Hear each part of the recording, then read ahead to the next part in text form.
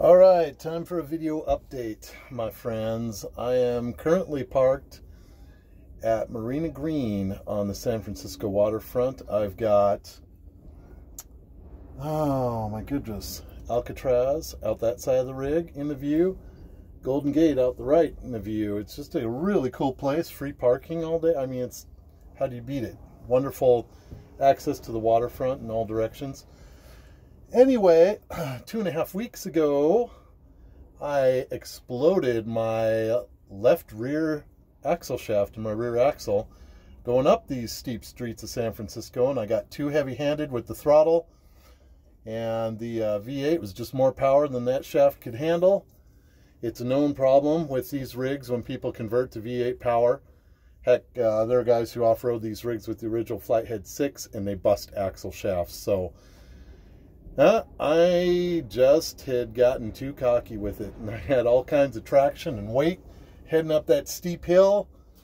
Threw it into third gear at the bottom of the hill and put the guns to it, and bam! I've never heard such a loud brake noise in one of my rigs. And I lost all drive, of course, because I was in two-wheel drive high.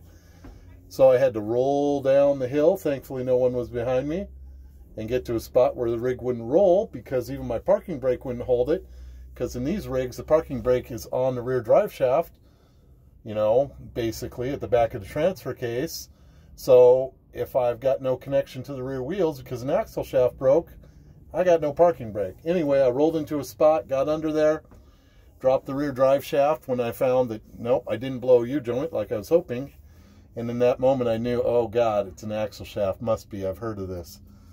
And I put in four-wheel drive high and crawled up the hill about 6 blocks to where I parked near my daughter's place and started to tear things apart and find it. And here is the broken remains.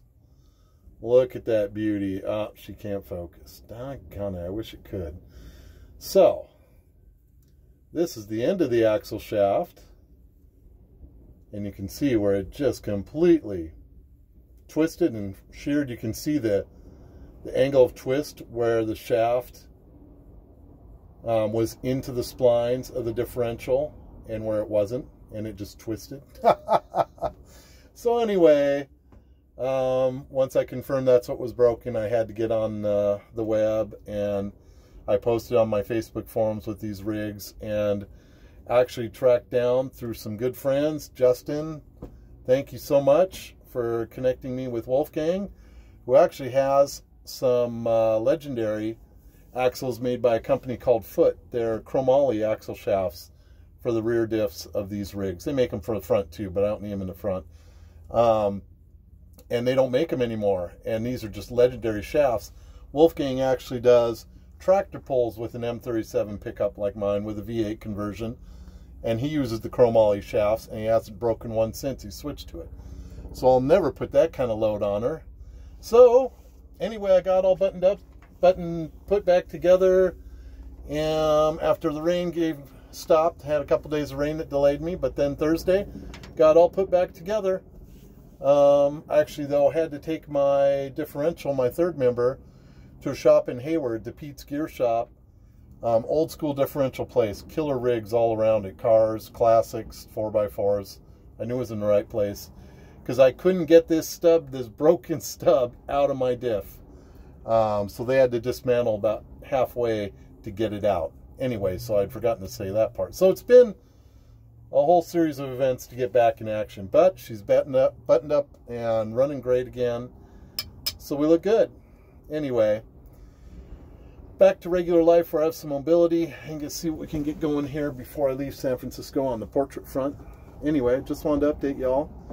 You know, it was really good to be stranded for a while and get a taste of my daughter's life, where she's on buses to get everywhere, or renting cars, or on foot on steep hills for blocks, doing grocery shopping, laundry, everything. You know, getting to the bathroom 3 blocks away, all on foot, up steep hills. It's like, wow, it's a pain in the ass.